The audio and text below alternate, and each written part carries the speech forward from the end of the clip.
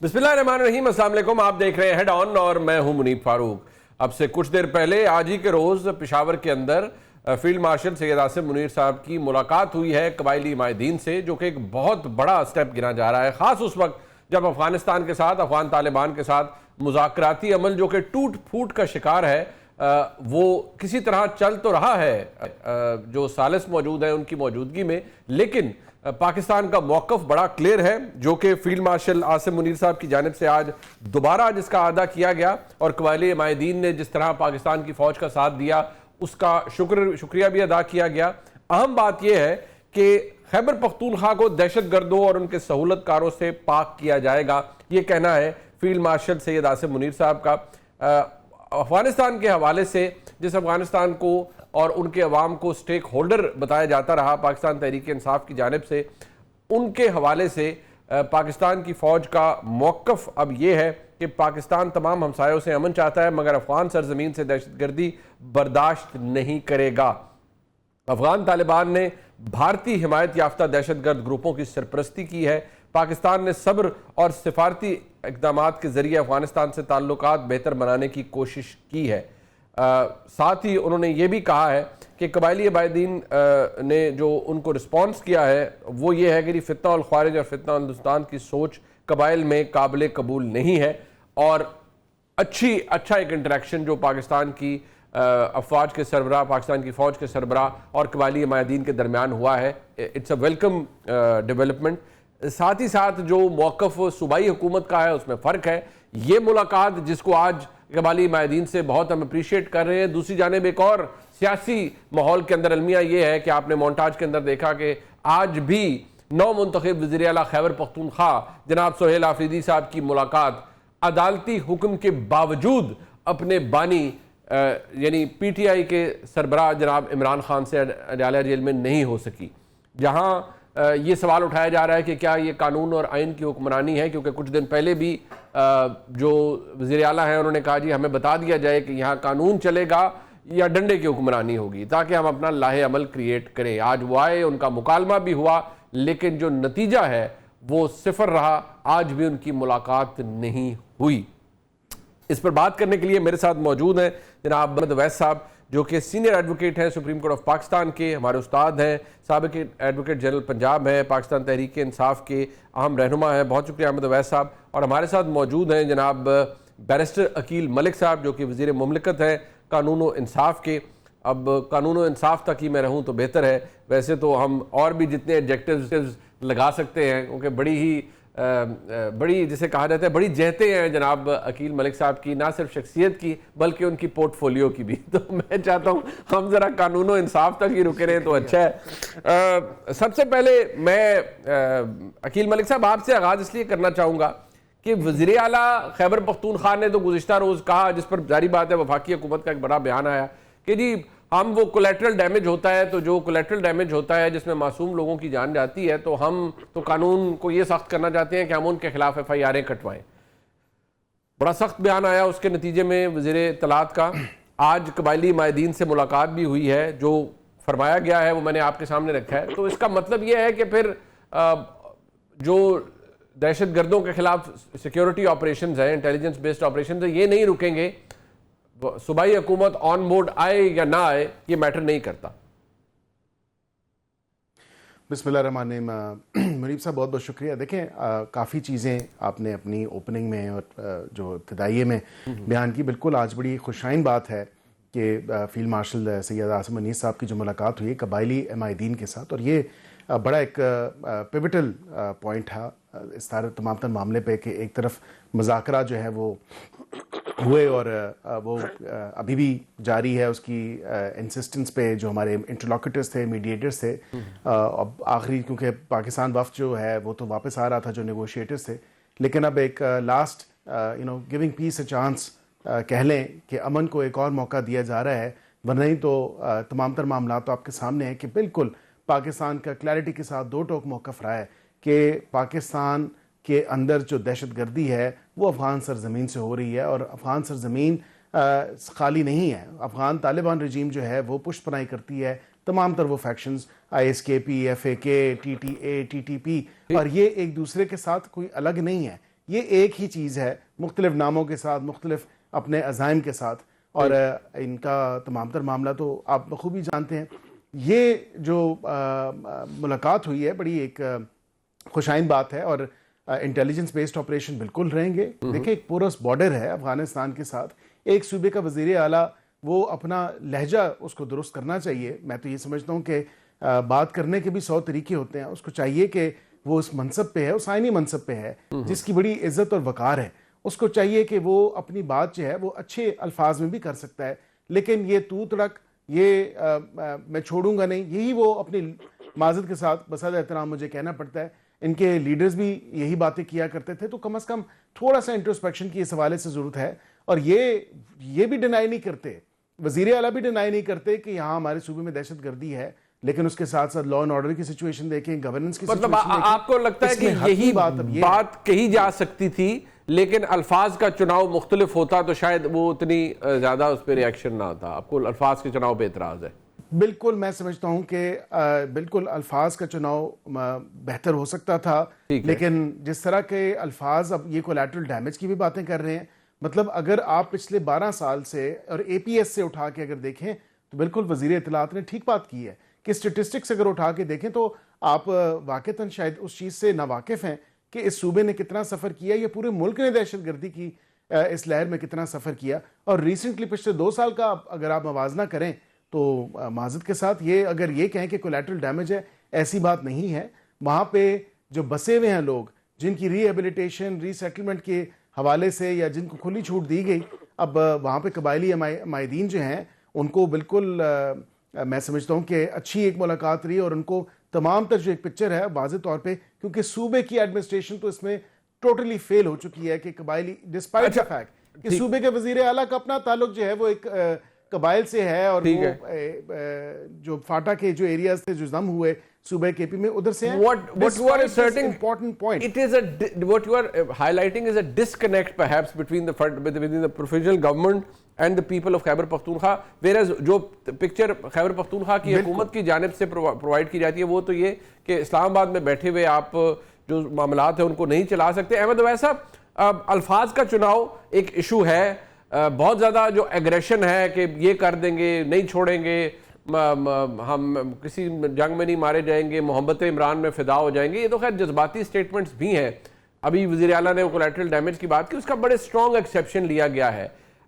वज़ीर आला के इलेक्शन से पहले बाकायदा तौर पर पाकिस्तान की फ़ौज का मौक़िफ़ मौजूद था जी कि आप और ये बात पहले भी हाईलाइट की जाती रही है कि जो गवर्नेंस गैप्स हैं उनको फिर शहादतों से ब्रिज किया जाता है जो कि लॉ एनफोर्समेंट एजेंसीज फौज देती है।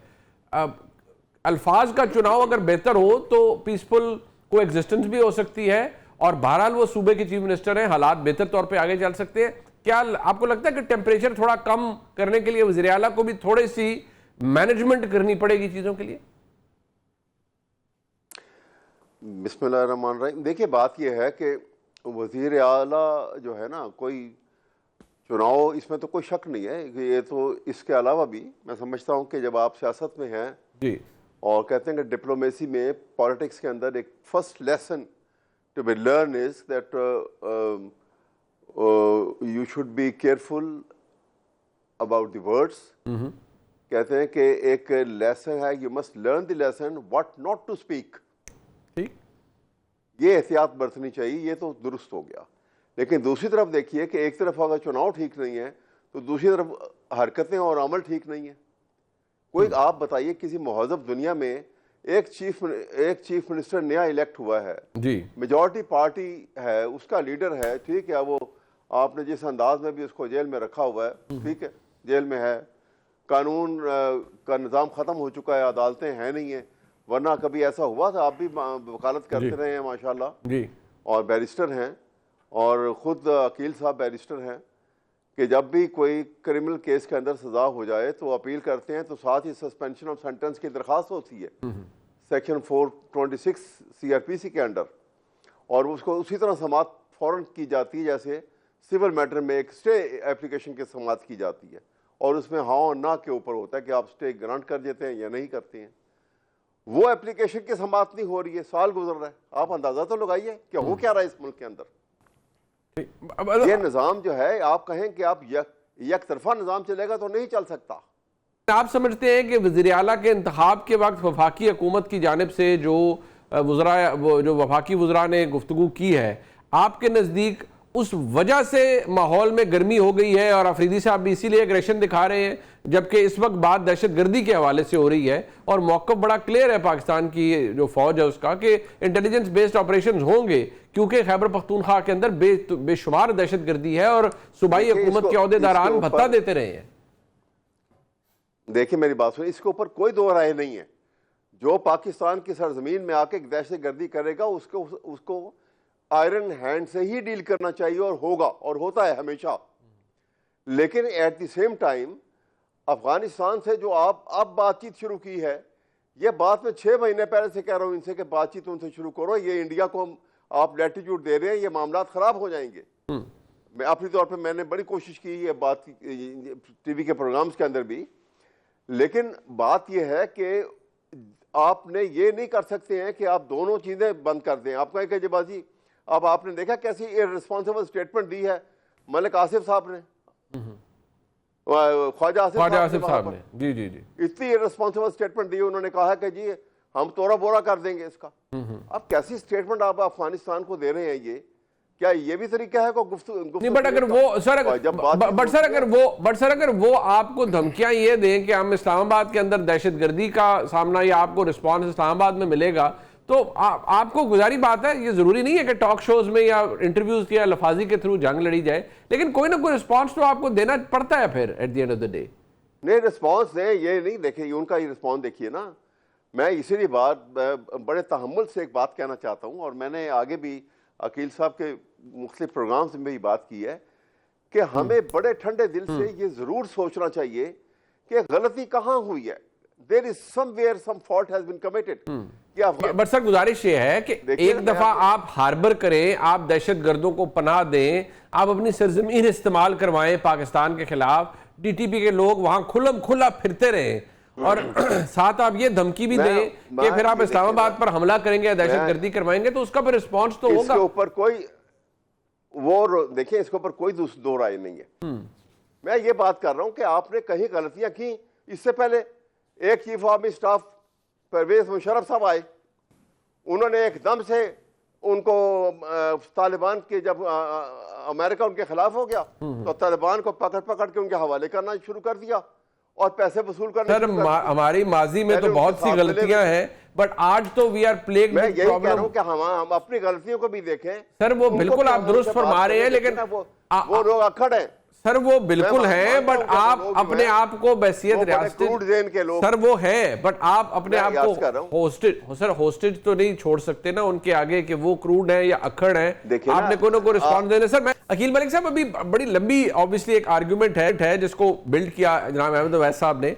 हमें माजी की गलतियों को भी देखना है, हमारे मसाइल बेशुमार हैं, हमने उन पर भी बात करनी है। ब्रीफली जरा इसको रिस्पॉन्ड कर दीजिएगा कि आज हम अब ये स्टेज क्यों आई है कि हम अफगानिस्तान के साथ भी हमारे ताल्लुकात इतने सावर हो गए हैं। फर्स्ट इसको एड्रेस कीजिएगा, फिर मैं चाहता हूं जरा इस डिबेट को हम और खोलें और मामलात हैं उनको भी जरा सामने लाएं।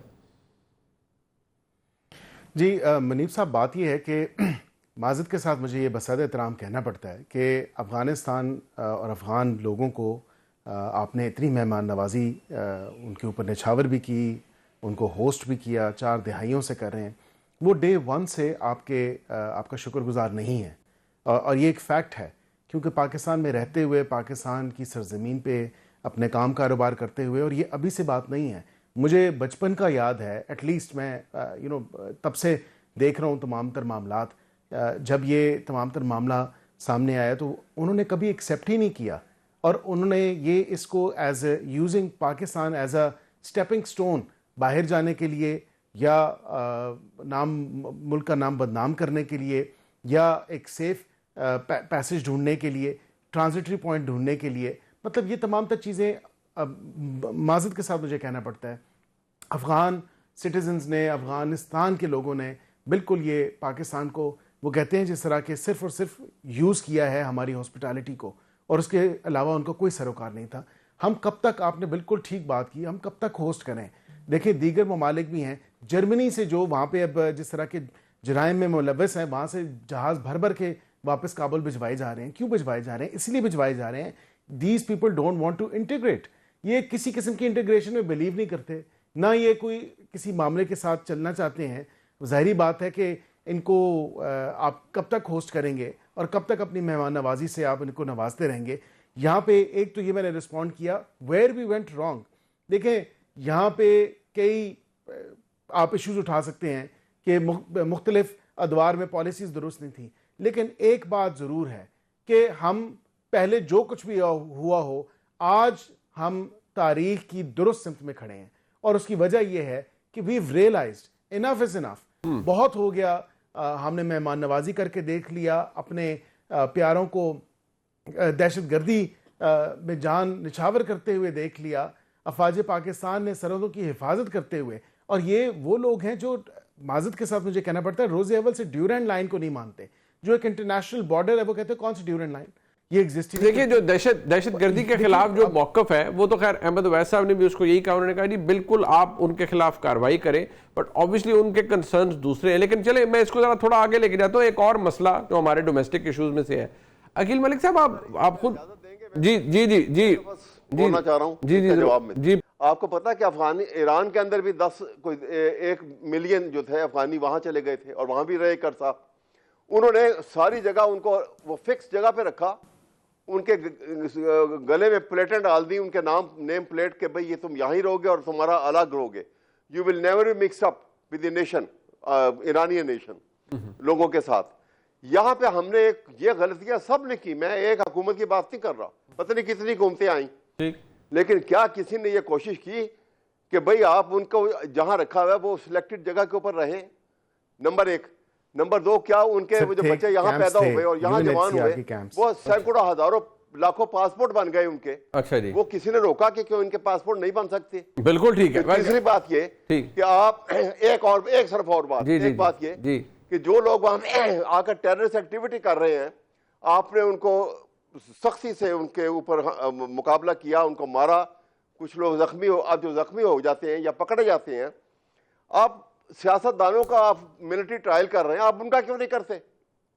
सर उनका ट्रायल टेररिस्ट एक्टिविटी करते हुए पकड़े गए हैं, बिल्कुल ठीक है, आप उनका मिलिट्री ट्रायल करें। एपीएस के बाद तो हुए, एपीएस के बाद तो बिल्कुल हुआ, एपीएस के बाद तो हुआ, वो सनसेट क्लॉज था, फिर खत्म हो गया। लेकिन मैं तो समझता हूँ उस पर होना चाहिए। देखिए सर, मैं एग्री करता हूँ सर, ऊपर आके बार-बार करते हैं। जेट ब्लैक टेररिस्ट जितने भी हैं, उनका तो मैं समझता हूँ कि पब्लिक एग्जीक्यूशन होनी चाहिए। मैं बैसियत पाकिस्तानी ये कहूंगा, पब्लिक एग्जीक्यूशन होनी चाहिए, बिल्कुल होनी चाहिए, बिल्कुल होनी चाहिए। अच्छा सर साहब, ये हम लाना चाह रहे थे क्लॉज, अच्छा 20वीं आईनी तरमीम में, क्योंकि आपकी पार्टी के सब लोगों ने हर चीज पे इत्तेफाक करके ये जो चीजें थी जो जरूरी थी सनसेट क्लॉज के लिए के साथ ही हम लाना चाह रहे थे, ये दहशतगर्दी के हवाले से ही लाना चाह रहे थे। लेकिन बरकैफ चले, अच्छा मैं जरा इस बात पर आ जाऊं। सर जरा मैं थोड़ा सा ये इस बात पे जरा जरूर मैं चाहूंगा, हमारे साथ अकील मलिक साहब मौजूद हैं। मलिक साहब, 4 चक्कर लगवा दिए आपने सोहेल आफरीदी साहब के, वो एक मुलाकात ही होनी है, कौन सा उन्होंने खान साहब को नहायत एहतराम से कहूँगा किसी थैले में डाल के ले जाना है कहीं, वो मिलने दें। उस मुलाकात से आपको क्या प्रॉब्लम है? मतलब 4 दफ़ा आते हैं, वो इतना पेट्रोल खर्च होता है पूरी सूबाई हुकूमत का। अब जारी बात है वो चीफ मिनिस्टर हैं, उनका एक कॉन्ट्राज है, पूरा प्रोटोकॉल है, मोटरकेड है, तो इतना पैसा खर्च होता है, तो आप करा दें मुलाकात थोड़ी देर के लिए, बात ख़त्म हो जाएगी। देखिए, बिल्कुल आपने ऑन्ट्राज और मोटरकेड की बातें तो दुरुस्त की, पर मैं समझता हूँ कि एक तो पहले कहा जाता था कि हमारे पास अदालती ऑर्डर है और यही बताया जा रहा है कि अदालती ऑर्डर है, लेकिन अदालती ऑर्डर की कोई मुसद्दका कॉपी किसी को देने को तैयार नहीं है। फिर ये भी कहा गया, क्लेम किया गया कि बाय नेम सीएम केपी के सोहेल आफरीदी साहब को इमरान खान साहब से बानी पीटीआई से मिलने की इजाजत दे दी है अदालत ने, लार्जर बेंच ने दे दी है। आज दिन तक वो ऑर्डर मंजर यहाँ पे नहीं आया। अदालत ने सिर्फ और सिर्फ कहा जो एसओपीज आप हमारे सामने एक्सेप्ट करके गए हैं, जो बनाई हैं, उन्हीं के मुताबिक आप जो लिस्टें बनेंगी उसमें आप एसओपीज को फॉलो करें और मुलाकात कर लें। ऑर्डर की वायलेशन अदालत की तो तब होगी, यहाँ पे कोई ऐसा ऑर्डर मौजूद नहीं है। और अब सोने पे सुहागा, आप उन्हीं सब देखें, 2 मुतफरक लिस्टें आ रही हैं, एक सलमान अकरम राजा साहब बना रहे हैं, दूसरी लिस्ट अली जफर साहब बना रहे हैं। अब देखें ना, लिस्टों में ही इतना तजाद नहीं, मतलब उसमें सीएम का नाम दोनों लिस्टों में है और सीएम का नाम दोनों लिस्टों में है। अथॉरिटी कौन है? अथॉरिटी को वो आज अदालती हुक्म हाथ में पकड़े एसपी साहब से कह रहे थे कि भाई मैं वज़ीर आला हूं, जाने दें अदालती हुक्म है। एसपी साहब कह रहे थे मेरे पास हुक्म पहुंचा नहीं है जी, तो मैं क्या करूं। अब आप मुझे बताएं, ये भी तो बड़ी मज़का खेज किस्म की सूरत हाल है। देखिए वो मैं I am actually going to steal this phrase छोटी सी फ्रॉम बात है। नहीं, और राणा साहब ने यही कहा कि लहजा दुरुस्त करें तो मुलाकात हो जाएगी। वाह वाह वाह वाह। ये है ना कि लहजों में अच्छा, ये दुरुस्त की जो है अदालती हुक्म शुक्म अहमद वैद साहब, आप पहले लहजे की क्लासें दिलवा दे सोहेल अफरीदी साहब को और छोड़े सर हुक्म शुक्म अदालती। आपने कहा लहजा दुरुस्त करें तो मुलाकात ठीक हो जाएगी। हुक्म वो आपके सामने अदालत का ऑर्डर है नहीं है, मेरे पास भी नहीं है, इनके पास भी नहीं है। किसी अदालत आपके पास तो होगा भी, तो आपको नजर नहीं आएगा वकील मलिक साहब। एग्जैक्टिव ये छोटा सा मसला है, बहुत छोटी सी बात है जी। आप एग्जैक्टिव ऑर्डर के जरिए जाके मुलाकात करें, क्या हो जाएगा ना। वो को आसमान पर का डाला जेल को उठा के ले जाएंगे, ना इमरान जेल से बाहर निकल सकते हैं। एक छोटी सी मुलाकात है, उसमें क्या हो जाएगा, समझ नहीं आती कि ये फकत एक मुलाकात। सर लेकिन अहमद वैद साहब, आपको क्यों लगता है कि मुलाकात ना करवा के हुकूमत इससे क्या शो करती है, फायदा क्या होता है इससे? ये खुश करते हैं किसको सर? ये असल में प्रॉब्लम ये है कि छोटी छोटी बातों से ये समझते हैं कि इन छोटी छोटी बातों से हमारे आका जो है ना, अच्छा, एस्टेब्लिशमेंट जो है वो खुश होती है, बस और कुछ नहीं है मेरे ख्याल में। इसे बियॉन्ड ये एक साइकोलॉजिकल एक ऐसा फकत सिर्फ इतना है, अगर मुझे इजाजत हो, बस बियॉन्ड कुछ भी नहीं। तो मैं नहीं मतलब ये आप कहते हैं ये मुलाकात, क्योंकि इसमें तजाद है ना। इमरान खान साहब कहते हैं ये तो एक खास शख्सियत, सारे मामलात जो जेल में है वो एक खास शख्सियत चलाते हैं। कभी उनका मौक़िफ़ ये होता है कि नहीं ये पंजाब गवर्नमेंट कह रही है। पंजाब गवर्नमेंट की जो सरबराह है मरीम नवाज शरीफ साहिबा, वो कहती है मैंने तो आज तक कोई इंस्ट्रक्शन पास ही नहीं की जेल इंतजामिया को कि ये करो और ये ना करो इमरान खान के साथ। जो उनको प्रिविलेज हासिल है हैसियत एक्स प्राइम मिनिस्टर, उनको मिलना चाहिए। अहमद वैद साहब जी मैं यही अर्ज कर रहा हूँ आपके सामने कि ये इतनी छोटी सी बात है और यहाँ से गवर्नमेंट के पास इतनी पावरफुल अथॉरिटी होती है, आप मैग्नानिमिटी दिखाएं, यहाँ पे मैग्नानिमस होना चाहिए। ये छोटी छोटी बातों को उलझ के आप सिचुएशन को प्रेसिपिटेट करना, वो सुबह आ गई उलझा हुआ है, वहाँ 100 किस्म की प्रॉब्लम है, टेररिज्म की प्रॉब्लम वहाँ पर हैं और दूसरे मामलात जो हैं और सब हैं कि आप जाके मिल लेंगे और मिल के अगर कोई बातचीत कर लेंगे तो कुछ भी नहीं हो सकता। ना कोई कागज का एक्सचेंज होना है, जुबानी कलामी बात होनी, थोड़ी सी देर के लिए मिलके वापस आ जाएंगे।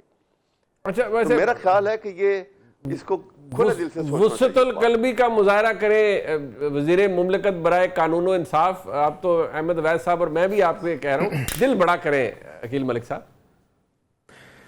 देखिए मेरे ख्याल से बिल्कुल दिल बड़ा हो भी जाएगा और इनकी काबीना भी आखिरी मराहिल में है, उसकी तश्कील वो भी हो जाएगी और जैसे ही वो हो जाए तो मेरे ख्याल से फिर जाएं, बेशक मिलें, क्योंकि काबीना की मशावरत के लिए तो मुलाकात एक मुल्ज़म और मुजरिम। वैसे मैं अज़राए मजाक आपसे कह रहा हूँ कि राना सनाउल्लाह साहब फरमाते हैं मुल्क की सोचें मिसाके मुल्क करें।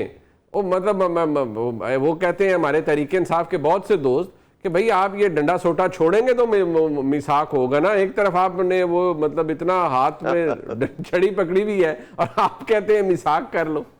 वकील मलिक साहब नहीं, देखिए ये कैरेट एंड स्टिक अप्रोच भी जरूरी होती है। वाह वाह, you are setting a very dangerous precedent, it will turn around to haunt you one day.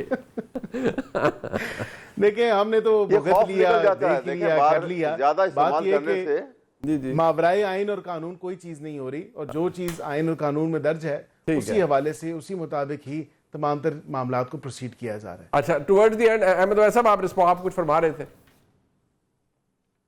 मैं ये कह रहा था कि देखिए अभी हम तो रस्मन आइन और कानून का नाम तो पाकिस्तान में अब रस्मन लिया जाता है। जी जी जी, ना आइन है, कानून खत्म हो गया बीच में से क्योंकि रूल ऑफ लॉ भी खत्म हो गया। तो आप बताइए हम किस तरफ जा रहे हैं? कता नजर के मेरा पार्टी से ताल्लुक किससे है या नहीं है, मैं एक नेशनलिस्ट भी हूँ, पाकिस्तान से मोहब्बत करता हूँ, पाकिस्तान के अवाम पाकिस्तान से मोहब्बत करते हैं, वालहाना मोहब्बत करते हैं और मोहब्बत ना करते होते तो गुर्बत के इस गुर्बत में इतनी खूबसूरत ताकतवर फौज ना बना सकते। ये मोहब्बत का नतीजा है कि पाकिस्तान खतरे में है, इसलिए सब चीजें कुर्बान फंडामेंटल राइट सस्पेंडेड। बिल्कुल ठीक है, आपको मालूम होगा। बिल्कुल सही है। मैं इसी वजह से सर वक्त खत्म हो गया। मैं अपने मौजूद मेहमानों का शुक्रिया अदा करूंगा, जलील मलिक साहब का और जनाब अहमद वैस साहब का। आजकल बहुत सवाल उठाया जा रहा है, बहुत सी चहमगोइयाँ हैं कि हुकूमत 26वीं आईनी तरमीम के बाद अब 27वीं आईनी तरमीम भी लाना चाहती है। इस हवाले से जो कुछ दिन पहले सुप्रीम कोर्ट बार एसोसिएशन के प्रेसिडेंट के इलेक्शंस हुए, जिसमें हारून रशीद साहब को बड़ा कंफर्टेबल मार्जिन से उनको फतह हासिल हुई, उस दिन एहसन भून साहब ने जब रिजल्ट आया उन्होंने खुद इसके बारे में कहा। उनका क्या मौक़िफ़ था, सुन लीजिए। इलेक्शन से पहले हमारी कैंपेन में था कि 26th अमेंडमेंट जो है वो आनी चाहिए और यहाँ कॉन्स्टिट्यूशनल कोर्ट बननी चाहिए। हम ये समझते हैं कि आज भी पार्लियामेंट को मुतफिक होकर 27th अमेंडमेंट करके इन्हें कॉन्स्टिट्यूशनल कोर्ट बनानी चाहिए और कॉन्स्टिट्यूशनल कोर्ट जो है उसमें उसकी एज जो है जजेस की वो मिनिमम 70 होनी चाहिए। इस वक्त मेरे साथ मौजूद हैं सुप्रीम कोर्ट बार एसोसिएशन के नौमुंतखब सदर जनाब हारून रशीद साहब। हारून रशीद साहब, बहुत शुक्रिया सर आपका, आपने अपना कीमती वक्त दिया। अब हारून रशीद साहब, आप बहसीत एक एमिनेंट लॉयर, बहसीत senior advocate supreme court of Pakistan, आप बखूबी जानते हैं कि अभी तो 26वीं आईनी तरमीम के मसाइल भी पूरी तरह हल नहीं हुए। एक लड़ाई ये भी चल रही है कि सुने कौन, आईनी बेंच सुने, फुल कोर्ट सुने, क्या मामलात हों। 27वीं आईनी तरमीम, क्या आपको लगता है कि उससे तदारुक होगा, मसाइल हल होंगे, बदकिस्मती से जो डिवीजन सुप्रीम कोर्ट में मौजूद है उसका खात्मा होगा? एक्चुअली जब 26th अमेंडमेंट आई थी तो उसमें इंडिपेंडेंट कॉन्स्टिट्यूशनल कोर्ट का ही तस्वर था, और इसलिए कि पहले ऑलरेडी ये अंडर कंसिडरेशन थी कि 26th अमेंडमेंट में कॉन्स्टिट्यूशनल कोर्ट एक इंडिपेंडेंट कोर्ट होनी चाहिए। तो वो आपने उस वक्त देखा कि कितना उस पर डिस्कशंस हुई। मौलाना फजल रहमान साहब भी शामिल थे और सारी पॉलिटिकल पार्टीज़ ने कुछ उनको किसी वजह से 26th अमेंडमेंट में कॉन्स्टिट्यूशनल कोर्ट नहीं बनी बल्कि कॉन्स्टिट्यूशनल बेंच बन गया जी। तो वो अमेंडमेंट हुई थी। और जो लोग ये एतराज़ करते हैं कि 26th अमेंडमेंट है और कोर्ट में, वो उसी कोर्ट में गए हुए हैं जिस कोर्ट पे एतराज़ है कि ये कोर्ट नहीं होनी चाहिए। तो ये समझ से बालत आ रहा है कि जिस कोर्ट के सामने आप कह रहे हैं कि आप कोर्ट नहीं है, तो उस कोर्ट के सामने आर्गूमेंट्स करने का तो कोई जवाब ही नहीं बनता। और फिर ऑलरेडी एक चीज़ अंडर कंसिडरेशन थी, जिस तरह आपने देखा है कि फेडरल शरीयत कोर्ट एक कॉन्स्टिट्यूशनल कोर्ट है जी, और फेडरल शरीयत कोर्ट चल रही है, उसमें एक स्पेसिफिक केसेस चलते हैं जो कि हदूद ऑर्डिनेंस के तहत हैं जी। तो वो सारे अभी तक उसमें इसीलिए जा रहे हैं कि वो एक स्पेसिफिक कॉन्स्टिट्यूशनल कोर्ट है। अब बाकी कोर्ट पे उसका बर्डन नहीं है, और इसी तरह हम भी ये चाहते हैं और ऑलरेडी ये सोचा हुआ था कि कॉन्स्टिट्यूशनल कोर्ट इंडिपेंडेंट होनी चाहिए और उसके लिए 26th अमेंडमेंट लाई गई। लेकिन चूँकि उस वक्त के हालात ऐसे थे कि 26th अमेंडमेंट में मज़ीद उस तरह नहीं लाई गई जिस तरह लाने का ख्याल था। ठीक। सब्सिक्वेंटली अब 27th अमेंडमेंट अगर आती है जी, तो अगर वो इंडिपेंडेंट कोर्ट बनती है तो मैं ये समझता हूँ कि कॉन्स्टिट्यूशनल मैटर जितने भी होंगे, पब्लिक के कॉन्स्टिट्यूशनल मैटर या पॉलिटिकल पार्टीज़ के या जो भी डिस्प्यूट्स कॉन्स्टिट्यूशनल हैं, वो इंडिपेंडेंट वो कोर्ट होगी। उसमें सुप्रीम कोर्ट के जजेस नहीं होंगे, वो सिर्फ आज खुद एक इंडिपेंडेंट कोर्ट होगी। तो इसलिए मेरा नहीं ख्याल कि इसमें कोई बुराई है, बल्कि ये तो लोगों के लिए और मुल्क के लिए ये एक सहूलत है कि सारी चीज़ें जो हैं वो क्लियर होनी चाहिए। जिस तरह आप सुप्रीम कोर्ट में देखें तो पब्लिक लिटिगेशन की तादाद लाखों में है जी। इतने केसेस ज़्यादा पेंडिंग है कि वो केस जो अर्जेंट फाइल होते हैं महीना महीना वो नहीं लगते, और बल्कि इससे भी ज़्यादा लोगों की, अगर वो क्रिमिनल है तो जेल में ही डिस्पोज ऑफ हो जाते हैं, या तो लोग फौत हो जाते हैं या उनका पीरियड ऑफ सेंटेंस जो है वो ख़त्म हो जाता है, तो फिर नंबर आता है। तो अगर हमारा नारा ये है कि अर्ली डिस्पोजल हो और फौरी और सस्ता इंसाफ हो, तो वो फौरी और सस्ता इंसाफ ये जो जितनी भी जुडिशल हिस्ट्री है इसमें हमें नहीं मिला। तो इसलिए हम चाहते हैं कि इंडिपेंडेंट एक जुडिशरी आज खुद इंडिपेंडेंट हो। जुडिशरी को इंडिपेंडेंटली फैसले करने चाहिए। हम पब्लिक या वकला जो हैं वो जुडिशरी को आज़ाद नहीं कर सकते। हमने जब मूवमेंट चलाई थी 2007 में, तो हमें यही पूरी कौम को ये जज्बा था कि ये कोर्ट जो है, एक डिक्टेटर ने एक चीफ जस्टिस के साथ ज्यादती की है, उसे अपनी सीट से हटा दिया है। तो हमने मैं उस वक्त भी प्रेसिडेंट डिस्ट्रिक्ट बार था, और हमने मारें खाई, टाइम ज़ाया किया, फिर हमारे वकला शहीद हुए, और आज साहिवाल और कराची में भी हुए।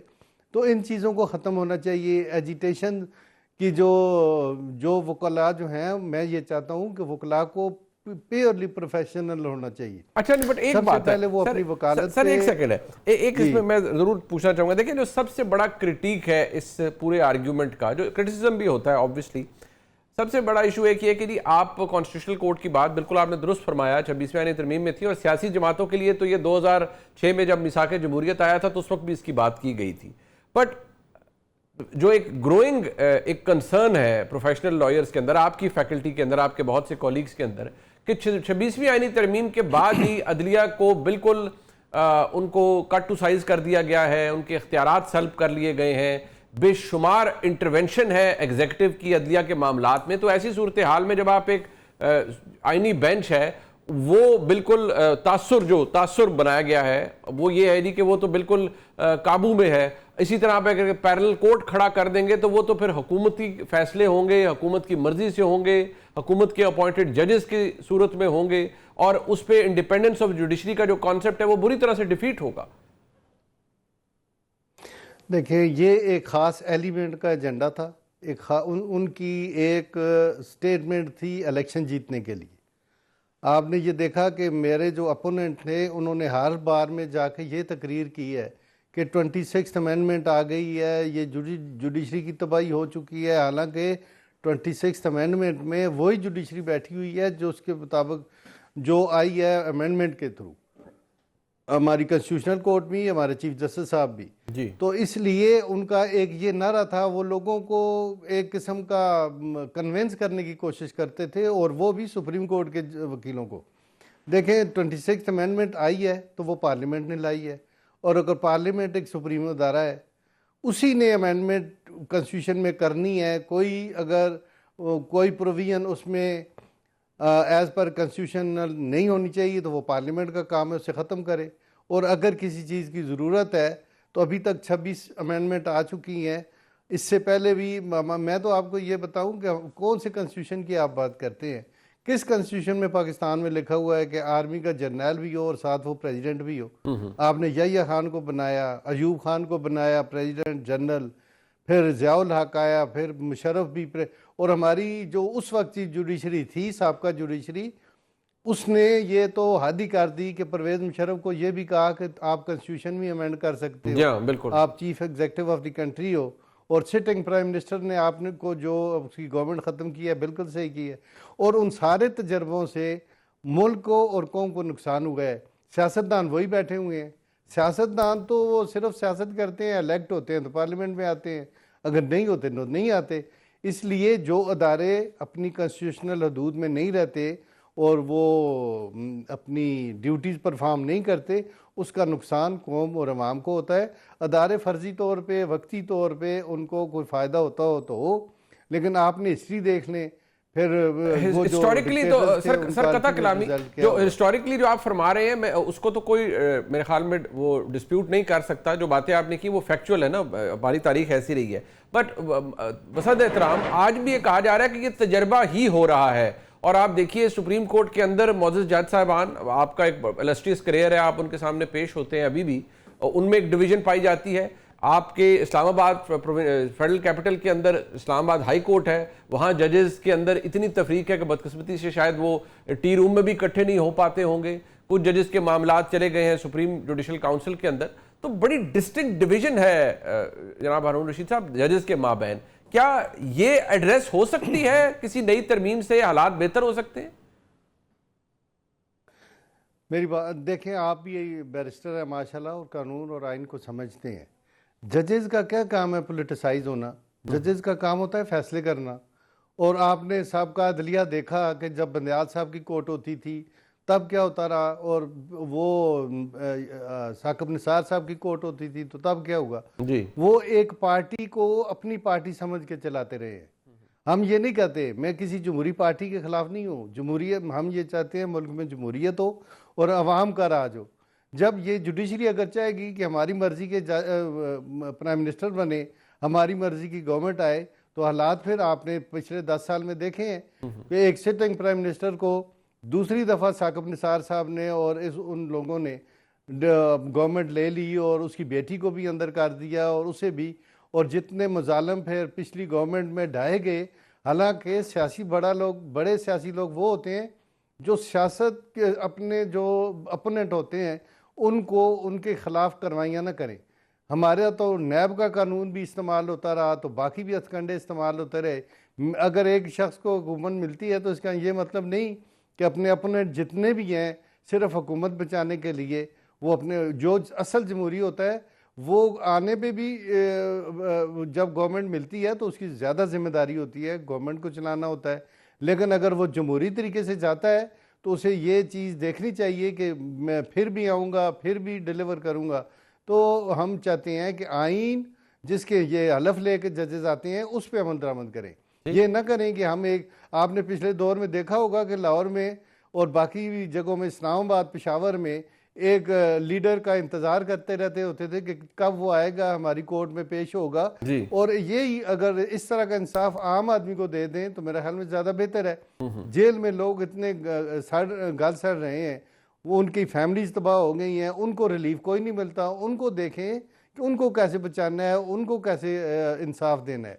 तो मैं आपको हकीकतन ये बात बताता हूँ कि हमारी कोर्ट्स और ये जो पाक मुल्क की तबाही हुई है अभी तक, ये सिर्फ अगर डिक्टेटर्स आते थे तो हमारी जो अदलिया, आला अदलिया थी वो उन्हें डिफेंड करती थी।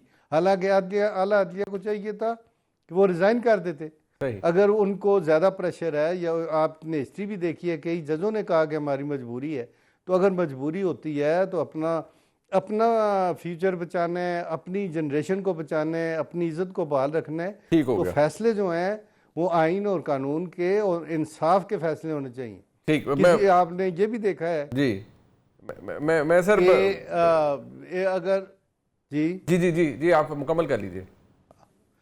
देखें कि बंदयाल साहब ने क्या किया कि चीफ कोर्ट के चीफ जस्टिस हैं और एक मुलजम जो कि अंडर रिमांड है और उन्हें बुला के तो कहते हैं आप फ्री हैं और उनका ना वो केस बनता है। इस तरह अगर कोर्टें करती हैं तो आम बंदे को भी करें। जितने लोग जेल में हैं उनको बुलाएं, उन्हें भी कहें कि गुड टू सी यू और फैसले करें और उन्हें रिलीज करें। जो गरीब आदमी है उसके घर में खाने के लिए नहीं है। बिल्कुल ठीक। तो ये इस तरह के फैसले होंगे तो इस तरह के जजेस के होंगे, उसका असर भी ऐसा ही होगा। ठीक हो गया। मैं बहुत शुक्रिया अदा करूँगा अब हारून रशीद साहब का। उन्होंने कीमती वक्त दिया बहसियत सुप्रीम कोर्ट बार एसोसिएशन के नौ मुंतखब सदर। जो उनकी ऑब्जर्वेशन है वो आपके सामने हमने रखी। प्रोग्राम आपने देखा जी, इसका फीडबैक हमें ज़रूर दीजिएगा। देखने का बहुत शुक्रिया। खुदा हाफ़िज़।